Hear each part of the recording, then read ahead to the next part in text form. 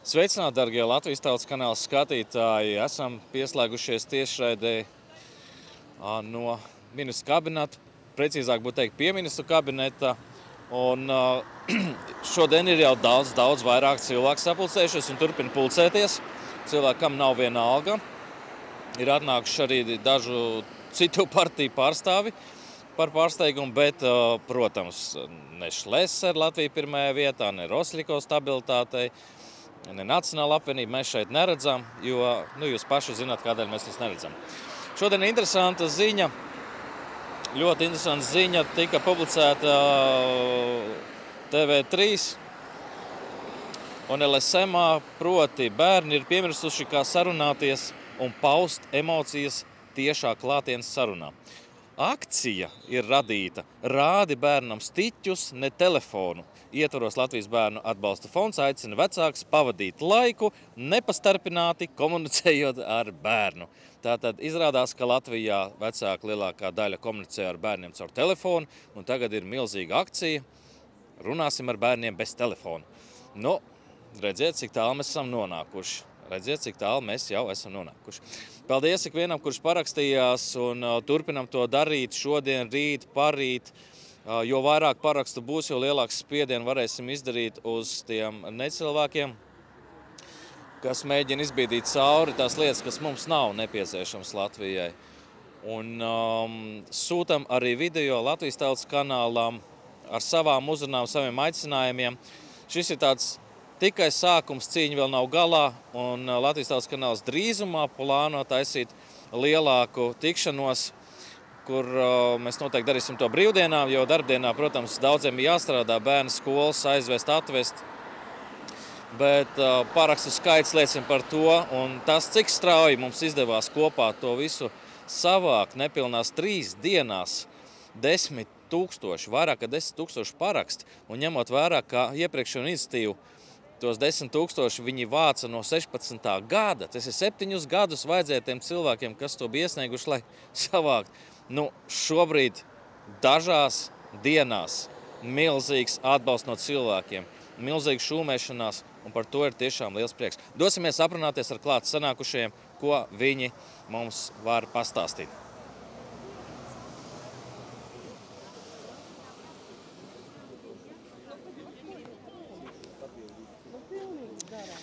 Labdien, labdien, labdien! Es nespiedīšu nevienu. Edgar, nemūs prom. Labi, es teikšu pāris vārdu. Kā jūs sauc? Dagnija. Dagnija, tā lai redz. Kādēļ jūs esat šeit vai parakstījāties un ko es gribētu pateikt Latvijas Tautas kanāla skatītājiem un visiem cilvēkiem? Man vispār grūti runāt par šo tēmu, bet es izteikšos. Beidzam mocīt bērnus. Tas ir jāizbeidz. Nedrīkst to pieļaut. Kas notiks nākotnē? Es nezinu, atceraties Jāņa Zālīša grāmatu par seksu, par kuru bija ļoti liels skandāls. Tur viss ir aprakstīts. Ja viņiem vajag, iedodiet viņiem palasīt šo grāmatu, iemācīsies ar laiku, kas ir kas. Bet es esmu pret šo konvenciju. Es uzskatu, ka tā ir kropļošana jaunās paaudzes. Paldies, Dagnija, par viedokli. Lūdzu. Jā, cilvēks, starp citu, aprunājoties arī aizkadrā ar cilvēkiem, daudziem ir ko teikt, bet viņiem ir tie pirmie vārdi. Es nezinu, vai es spēšu valdīt emocijas, man ir tik ļoti sakrājies, ka gribas paņemt mietu un iet kādam iebilst. Jā, mieta mums šodien šeit nav, varbūt parādīsies, pēc vētras sakratuši zari ir ar kādām uzšauta pedagoģiskos nolūkos, tīri un vienīgi pedagoģiskos nolūkos. Es redzēju arī kaut kur ir bijusi Bauskas vidusskolas direktora Anta Rudzīte, ar viņu arī centīsimies aprunāties, bet tagad aiziesim, runās ar mums, Gatis Greblis no partijas Katram un Katrai. Atcerieties, bija tāda partija, viņa joprojām ir.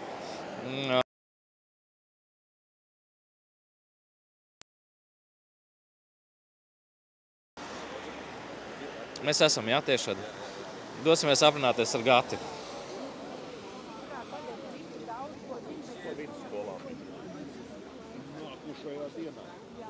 Nerunā, man nav ko teikt.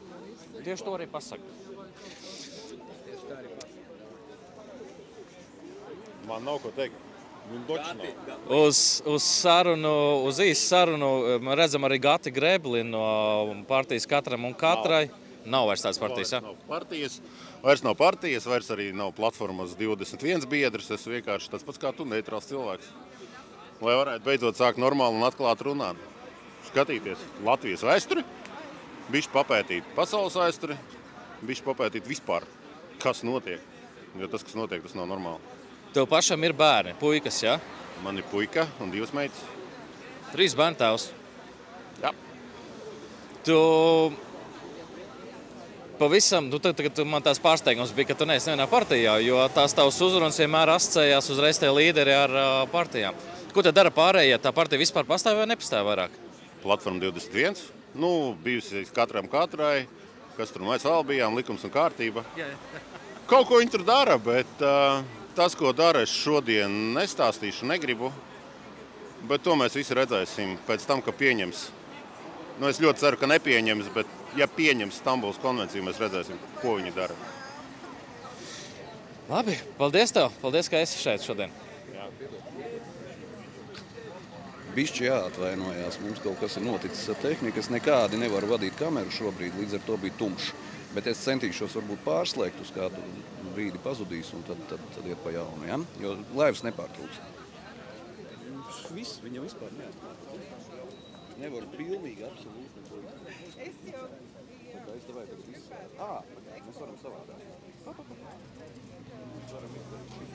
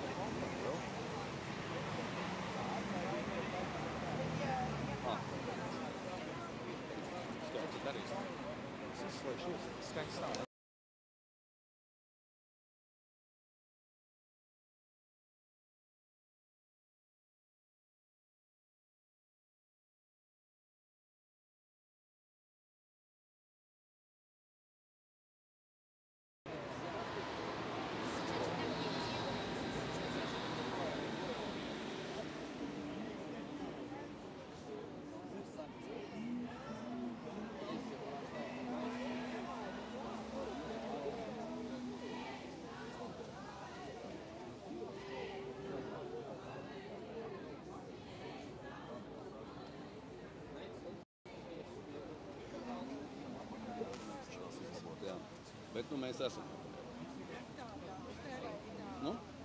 Mēs esam. Jā, dosimies uz gaišāku vietu. Kaut kāds tehnisks ķibils ar kameru ir... Mums vienmēr pirmo reizi kaut kas tāds ir. Esam pieraduši pie tā. Bet dosimies aprunāties. Es redzu, ir atnācis arī pedagoģijas zinātņu doktors Edgars Kramiņš, ko viņš mums pastāstīs.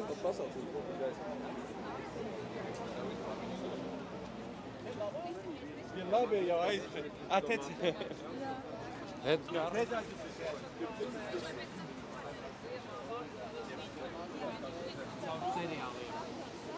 Notiek aktīvas diskusijas, cilvēki apmainās ar viedokļiem, runā, stāsta, dalās. Un tas ir tas, kas ir nepieciešams. Runāt un parādīt, ka mums nav viena alga. Un,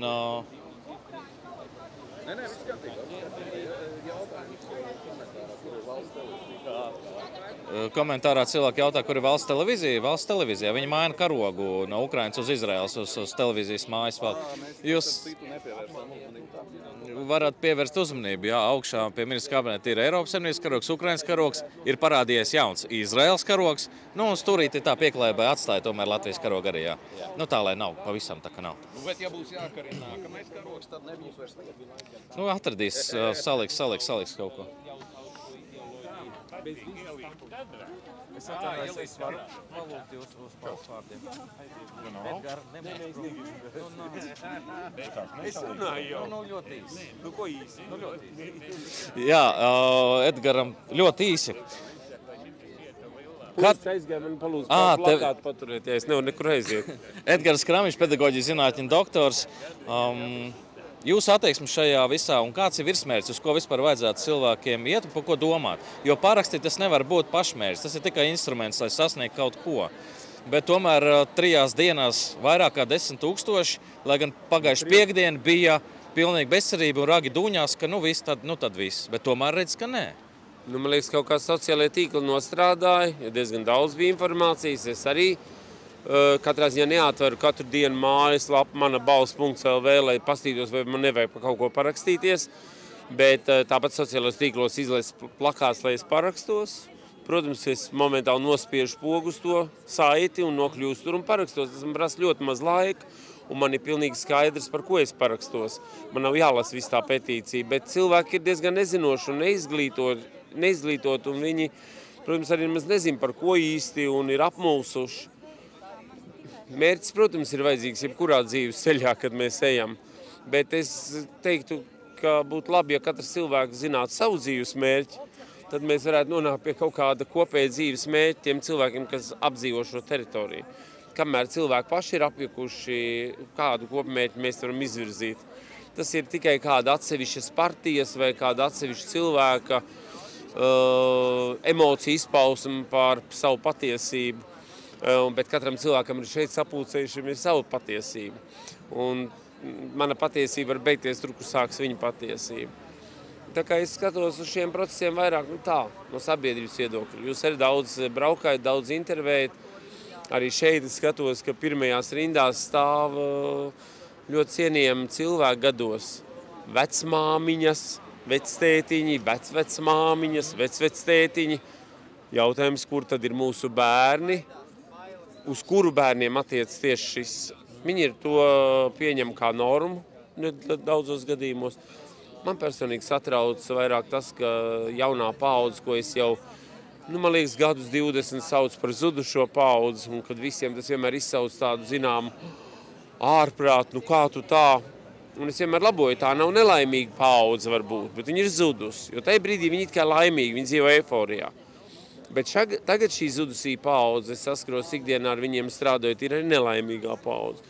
Tie cilvēki, kuri neredz dzīves jēgu, tie cilvēki, kuri nepārtrauktu viņu surda domas, vai viņi piedzimuši pareizā ķermenī, tie cilvēki, kuri jau taisa pašnāvības, tie cilvēki, kas slīgs depresijā, tie cilvēki, kas dzīvo trauksmi, kādas tikai vārdus es nedzirdu, bet gandrīz nav neviena, kurš būtu pilnīgi adekvāti normāls savam attīstības posmam.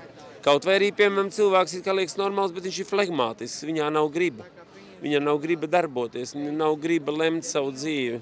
Briesmīgi tas ir.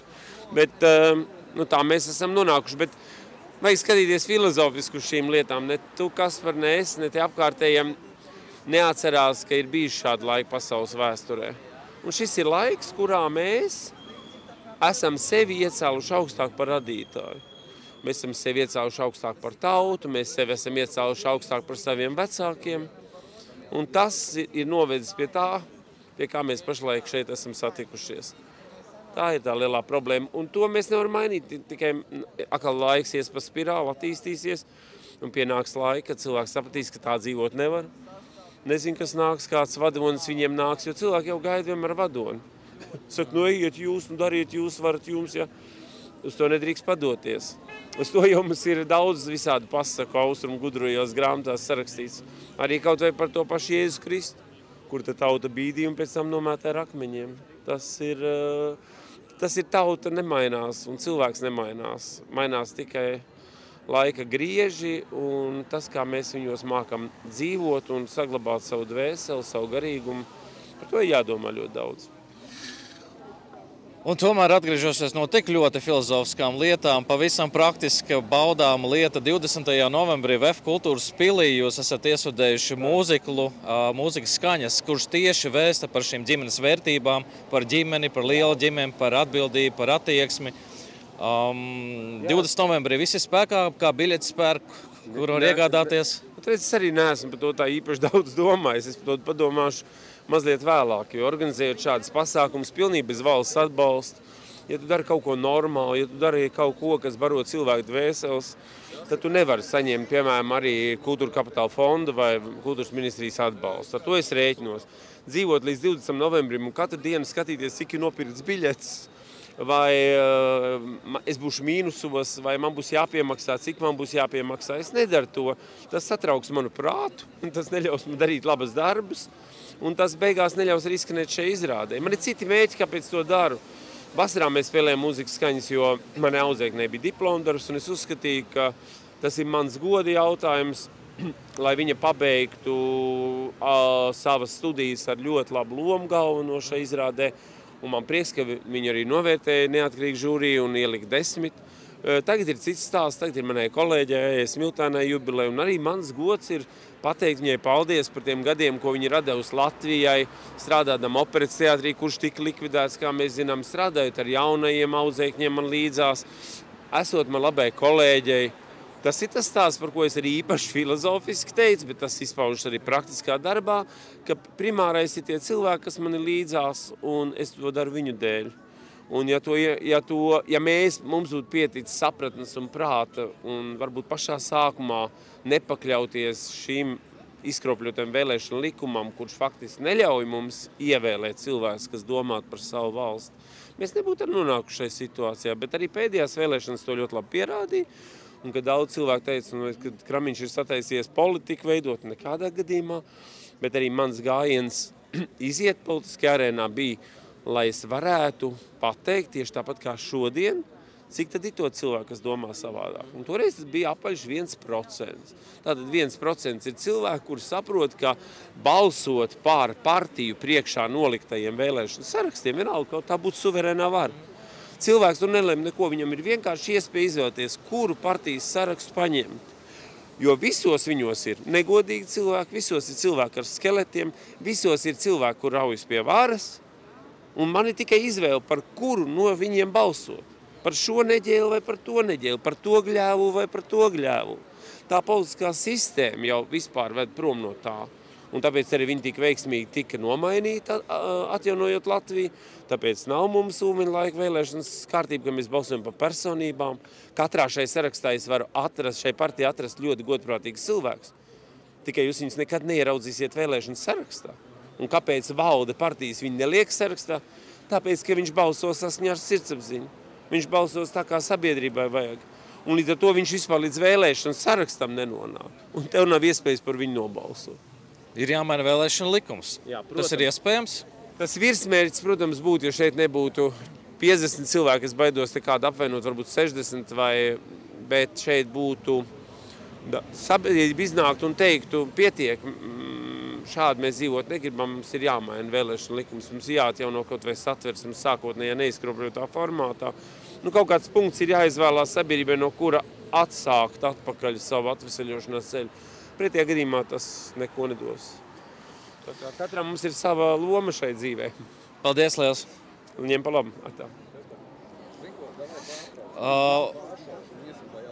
Jā, mēs maza neliela tehniska pauzīte un būsim atpakaļ tiešādē pēc neilga brīža. Parakstamies!